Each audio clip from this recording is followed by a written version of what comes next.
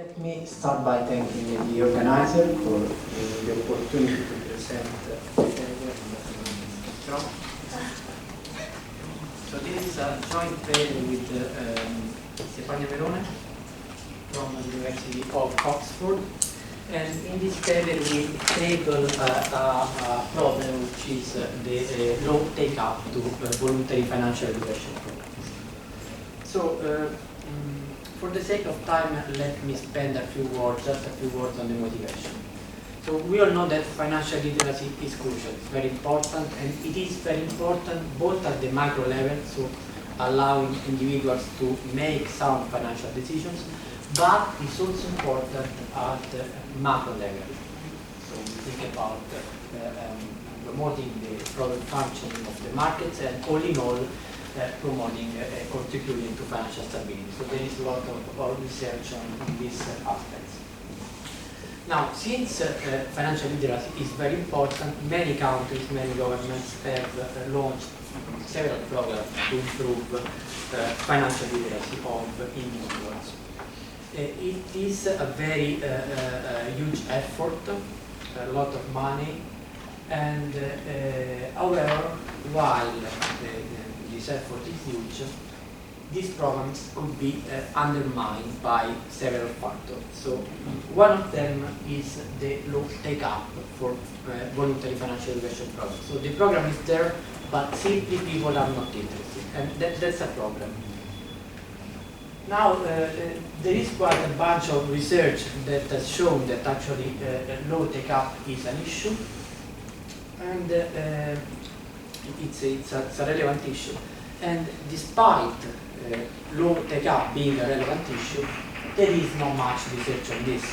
So if we think about papers working on the studying the effectiveness of financial education programs, most of these papers focus on average treatment effect estimates, global average treatment effect estimates. Very few of them take the point of intention to treat analysis. And that's where we step in. So digging it a little bit more into the low take-up issue. Broadly speaking, we can find main categories underlying the low take-up issue. The first one is of an economic kind. So we think about opportunity cost. Basically, attending voluntary financial education programs is costly. People have things to do, have to work, have their businesses, and so they might opt out. The second bunch of reasons is of a behavioral kind. There are many behavioral biases, and the two that are mostly related to low take-up are present bias and overconfidence. So present bias basically means like being procrastinating things. So I just don't think about what's going on tomorrow. I just think about today, and I don't invest in my financial education. And the second one is overconfidence. Basically, I overestimate my own ability, so I think I can do any financial education, and I don't participate in these programs. In this paper, we address a couple of research questions. The first one, we want to find whether young people that are overconfident on financial literacy teams are less willing to invest in their own financial knowledge. And we do this by exploiting a recent survey undertaken by the Bank of Italy. Actually, it was coordinated by Massimiliano Stacchini, who is in this room. It's a huge data set, more than 5,000 people. So if you're interested about young people and financial literacy, just look at this data. And the second research question is we exploit whether we can tackle overconfidence and try to push people to participate to voluntary financial education programs by means of an experiment on university students.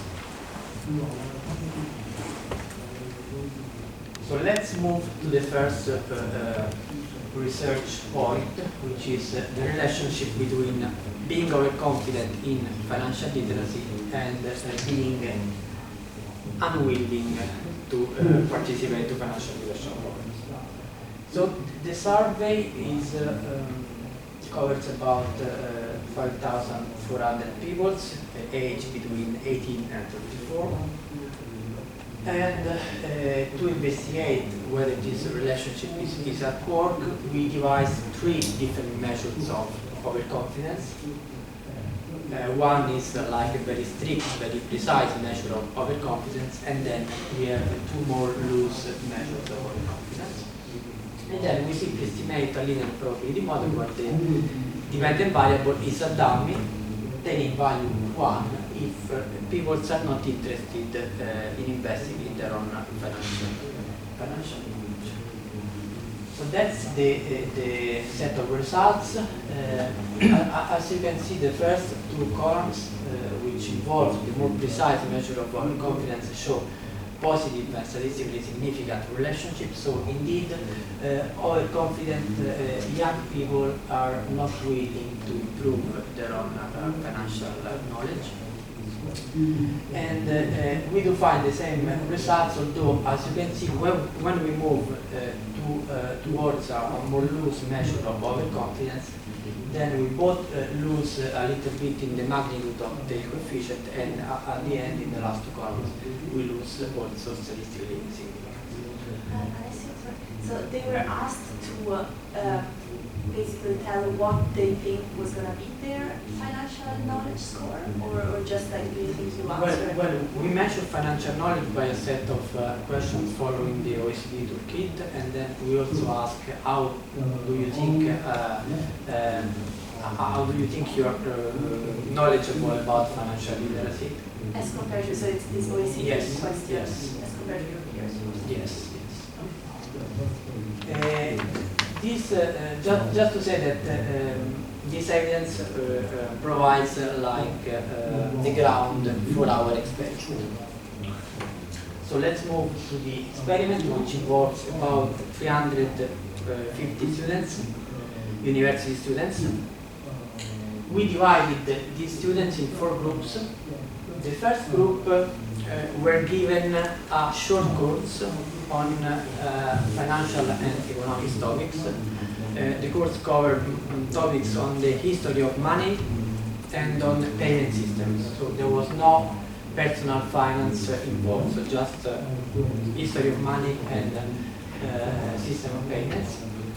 And after this course, they were given a questionnaire.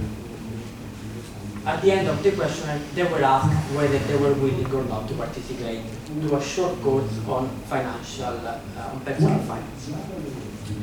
The second group of students, T2, were not given the course, but in the questionnaire they were given an additional set of tough questions on financial literacy, financial education topics. The third group received both the course and the additional tough questions on financial and economic topics, while the last group acted as a control. What we have in mind, just to clarify a little bit the idea that we had with Stefano, was to work on the Dunning-Kruger group. So basically, the idea is that with the course on money and payment system, we improve the knowledge of the people. So we push people right to the Dunning-Kruger group.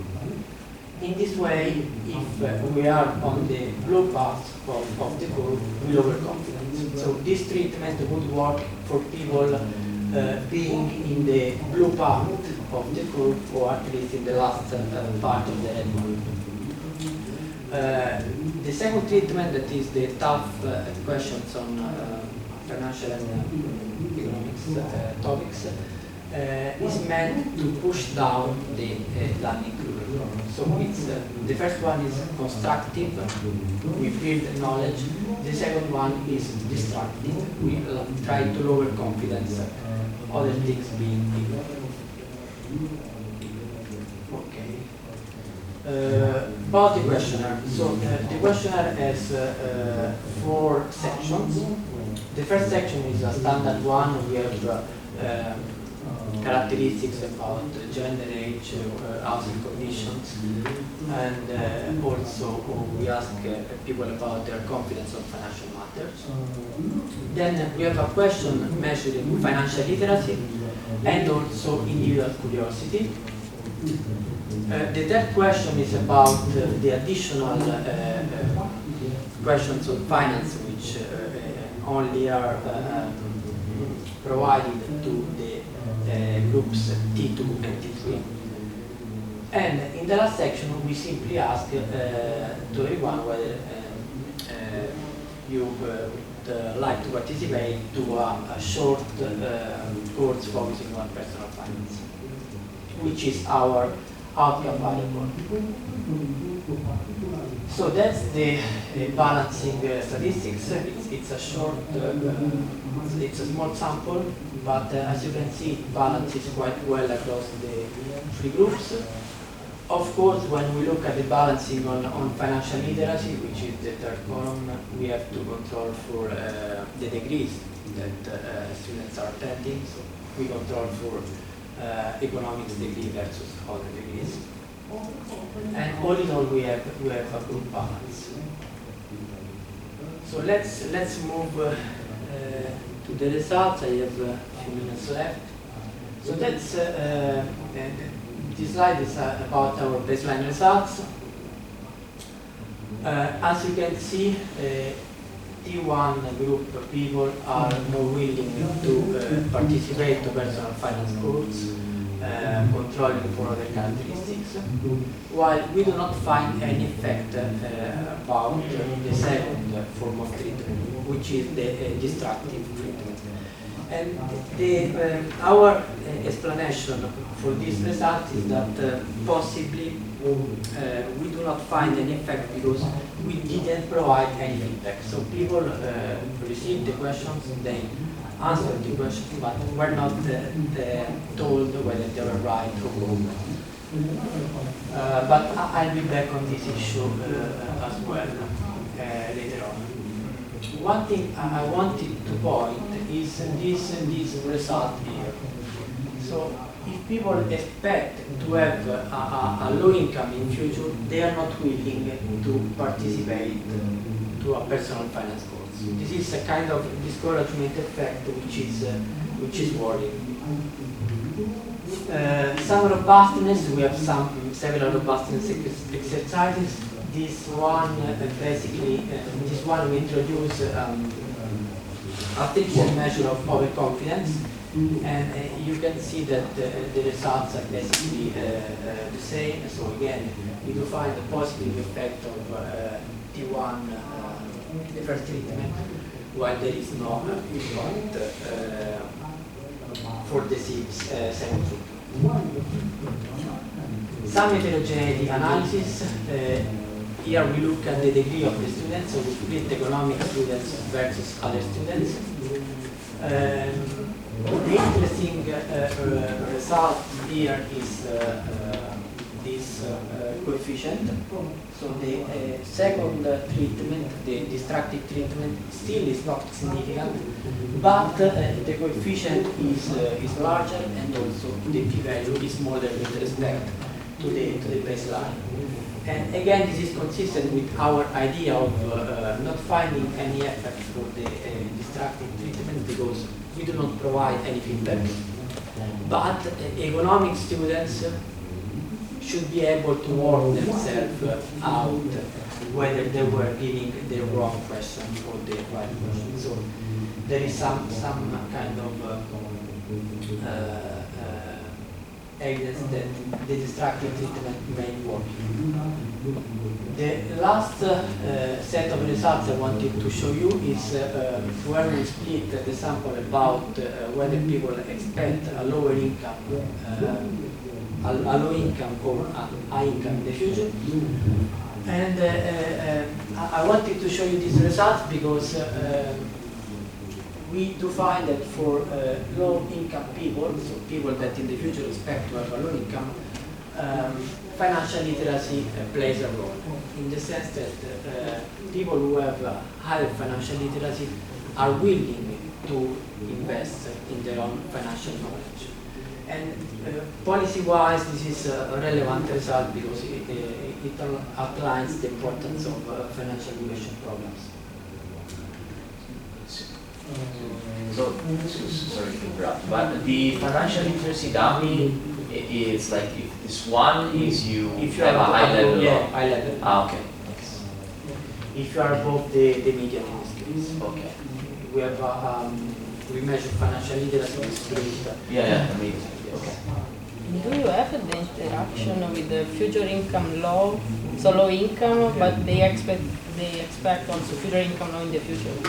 We didn't because we don't have a lot of observation, but probably with a larger sample. We would exploit also if this kind of works in interaction scenario. So concluding, since my time is over, fourth set of results. First,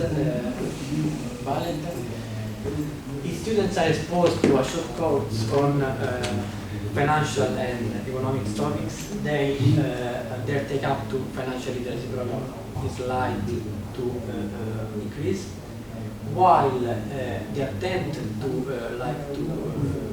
tackle overconfidence by means of making people think about their actual level of financial knowledge doesn't really work. Also because we do not provide any feedback. Financial literacy programs take up is positively correlated with, of course, with the individual's curiosity, and this is a result that we would expect. We also find that people who expect in the future to have a low income are less willing to invest in their own financial literacy, and this is a warning result, but it's a result that is in line with some research, for instance, Willis 2007. And finally, again for the subset of students that expect low income in the future, we do find that financial literacy plays a role, and so this leaves rooms for policymakers, and of course this outlines the importance of financial education programs in general. Thank you for your time.